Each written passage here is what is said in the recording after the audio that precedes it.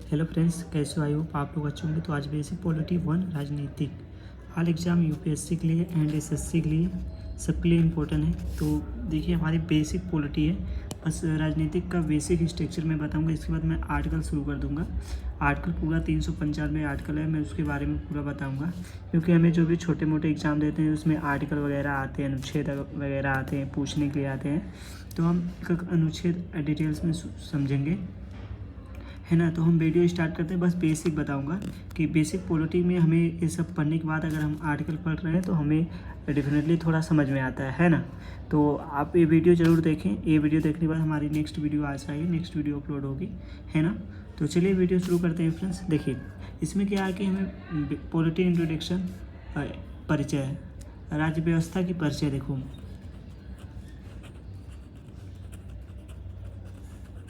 राज्य व्यवस्था की परिचय की बात करूँ तो देखिए, इसमें क्या है ना कि हमें राज्य से जुड़ी सभी प्राथमिकताएं, अवधारणा, जैसे स्टेट हो गया, है ना, उसका क्या है, हमें पॉलिटिकल स्ट्रक्चर हो गया, अब्स्ट्रैक्ट हो गया, अवधारणा हो गया, इस बारे में हम लोग जानेंगे, है ना। आइए जानते हैं कॉन्स्टिट्यूशन के कुछ स्टेट, है ना। बात करें राज्य के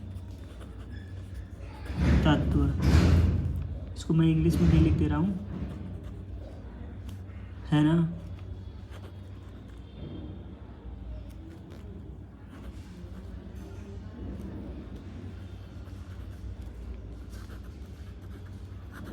स्टेट, है ना। आई होप आपको ये समझ में आया, राज्य के तत्व, ठीक है। इसमें हमें पढ़ना क्या है, देखिए हम बेसिक बता रहे हैं, बस ओनली बेसिक हमें जानना है यहाँ पर।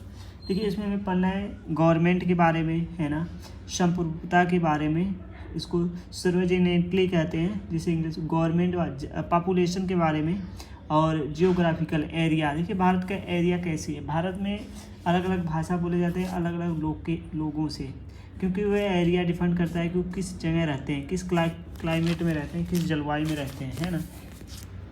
तो उसके हिसाब से बोला जाता है, और ज़्यादा कुछ नहीं है, पॉपुलेशन के हिसाब से और जियोग्राफिकल एरिया के हिसाब से उनका भाषा, भौगोलिक स्थिति, राजनीतिक, भारत का, इस तरह भारत एक संपूर्ण क्षेत्रफल का राज्य भौगोलिक है ना। आई होप आपको ये समझ में आएगी। तो ये सब बेसिक है, हमें बेसिक जानना जरूरी है। देखिए, पॉलिटी से हम परिचय रहेंगे तो हम जो आर्टिकल पढ़ेंगे वो हमें डेफिनेटली समझ में आएगा, है ना। इसलिए मैं ये वीडियो बना रहा हूँ, नहीं तो मैं सीधा आर्टिकल पढ़ाने लगता, है ना। तो थोड़ा से आप लोग इस वीडियो को ज़रूर देखिएगा, है ना। इस वीडियो को देखेंगे आपको तो डेफिनेटली समझ में आएगा, है ना फ्रेंड्स। वही बात करें जो विकसित प्राणी जो द्विबंधकी व्यवस्था, जो टू एंड कंडीशन सिस्टम है, उसे हम नेशनल डेमोक्रेटिक अलायंस कहते हैं, डेमोक्रेटिव अलायंस हैं, अलायंस, जिसे यूनिट प्रोग्रेसिव अलायंस भी कहते हैं, है ना, यूपीए। तो देखिए, हमको इसमें है ना, इसमें हमें जो बेसिक पॉलिटी है वो हमें ज़रूरी है जानना, क्योंकि अगर हम बेसिक पॉलिटी जानेंगे तो हमें थोड़ा डेफिनेटली समझ में आएगा, है ना। कुछ देखिए आप, कुछ मेजर कंट्रीज हैं, जैसे कि देश के संवैधानिक योजना की परिचय बताते हैं। जैसे अब हम बात करें ब्रिटिश, क्योंकि हमारा शुरू पहले ब्रिटिश से ही होता है, क्योंकि ब्रिटिश ने ही कॉन्स्टिट्यूशन में कुछ हमारे ब्रिटिश का है ना।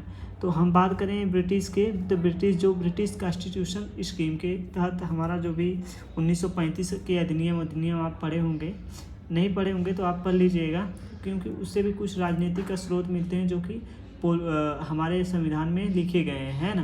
कुछ उसके जो 1935 के अधिनियम का जो भी संविधान बनाया गया था, उन 7 साल देशों, 7 साल के लिए, है ना, 7 साल के बाद ही, 7 के 35 में योजना हुई, 35 बाद 47 में ना, 7 तो 11 साल के बीच में जो भी बना हो, है ना, हाँ, 7 5 12 के साल की, है ना, बीच में जो भी बना हो उसके बारे में आप पढ़ लीजिएगा। तो देखिए, हम कुछ इसमें कुछ इंट्रोडक्शन ऑफ कॉन्स्टिट्यूशन स्कीम के तहत जो भी कुछ प्रमुख देश हैं जो संवैधानिक योजना का परिचय किए, जैसे क्या कि हमारा संविधान अलग अलग देशों का भी संविधान लिया है, पर थोड़ा बहुत ही लिया है, और अपने में शामिल करके एक बहुत बड़ा संविधान बनाया गया है, अपने में शामिल करके एक बहुत बड़ा संविधान बनाया गया है। आई होप आपको ये वीडियो समझ में आई होगी। देखिए, ब्रिटिश संवैधानिक योजना, जो ब्रिटिश कॉन्स्टिट्यूशन स्कीम के तहत हमारा जो भी लक्ष्य परिचित हुआ था, है ना, लक्षणों को परिचित होना, है ना, लक्षणों का परिचित होना, सॉरी, जो कि कॉन्स्टिट्यूशनल मिनिस्ट्री यानी संवैधानिक राजतंत्र है, जो कि 1688 में पहले ब्रिटेन राजतंत्र, है ना, जो कि 1688 से गोरमती क्रांति द्वारा यह राजतंत्र को हटा दिया गया था, है ना। 1688 1600 में तो आई थी, कंपनियां आ गई थी 1600 में, है ना। तो एक जो पार्लियामेंट्री सिस्टम जो हमारा है, ये संसदीय प्रणाली सबसे पहले ब्रिटिश ही लोग लाए थे भारत में, है ना। अब इसके बाद भारत में ये चल रहा है। चलिए हम वीडियो अपने आते हैं, है ना, कि इंडियन कॉन्स्टिट्यूशन, भारतीय संविधान, है ना। तो देखिए इसमें हम लोग को क्या पढ़ना है, हम लोग को इसमें ज़्यादा नहीं पढ़ना है, बस ओनली जानना है भारत के बारे में थोड़ा ही, क्योंकि जो भी हम ये सब पढ़ लेंगे ना, हमें क्या कि जब हम आर्टिकल पढ़ाएंगे तो ये सब हमें ज़रूरत पड़ेगा, तो आप लोग को हम आर्टिकल में बता सकते हैं ना। क्योंकि आप जब आर्टिकल 21 पढ़ेंगे, 19 पढ़ेंगे, 15 पढ़ेंगे, तो आप लोग को ये सब मैं आपको बताऊंगा तो आपको समझ में आएगा फ्रेंड्स, इसलिए मैं ये बता रहा हूँ आपको, हैं। देखिए हमें जो संविधान का सभी का मांग, डिमांड ऑफ कॉन्स्टिट्यूशन असेंबली, संविधान का मांग होने लगा, कब होने लगा, ये जनता द्वारा प्रतिनिधित्व में आया, है ना। तो संविधान का जब मांग होने लगा, जब दूसरे विश्व युद्ध 1914 से स्टार्ट हो गया था युद्ध, है ना, 1914 से स्टार्ट हुआ था युद्ध। तो जब फर्स्ट वर्ल्ड वार हुआ तो कुछ नहीं हुआ। सेकेंड वर्ल्ड वार में क्या है, इंग्लैंड द्वारा लड़ा जा रहा था, तो उसमें सैनिक कम पड़े रहे थे। और जब यहाँ पर जो हमारी सरकार रही, हमारे भारत के लोग संविधान का डिमांड कर रहे थे, है ना, संविधान का भी मांग कर रहे थे, है ना। तो इसमें क्या हुआ कि वहाँ के लोग, जो वहाँ के इंग्लैंड की 2 सरकार होते हैं, तो इंग्लैंड की डबल सरकार मतलब एक न्यू सरकार थी, वो बनने के लिए तो उन्होंने बोला कि हमारे यहाँ के तुम भारतीय लोग हैं, हमारे यहाँ भेज दो लड़ने के लिए। तो कुछ हस्ताक्षर हुआ। तो भाई हमें इतनी नहीं पता है, बट मैं इतनी आपको बता दे रहा हूँ कि जानना ज़रूरी नहीं है ज़्यादा।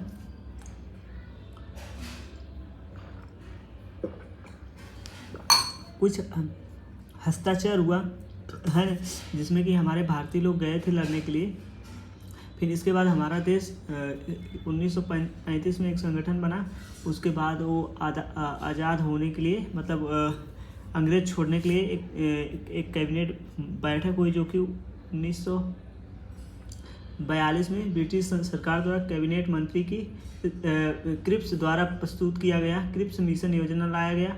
क्रिप्स मिशन योजना के तहत यह आश्वासन दिलाया गया कि भारत एवं निर्वाचित संविधान सभा होगी, जो कि कुछ बाद भारत में संविधान तैयार करेगी, है ना। तो कुछ दिन बाद भारत अपना संविधान तैयार करने के लिए 1942 में बैठक हुई, है ना। देखिए मैं आपको सप्लाई चेन की तरह बता रहा हूँ, जो कि आपको समझ में आएगा, है ना। एक कहानी की तरह प्रस्तुत कर रहा हूँ आप लोग के बीच में, है ना। वहीं बात करूँ कि बट मुस्लिम लीग जो थे प्रस्ताव अस्वीकार कर दिए जब 1942 में बैठक हुई, क्योंकि वो अपना देश मांगने का फिरत में आ गए थे, अपना देश बनाएंगे, है ना।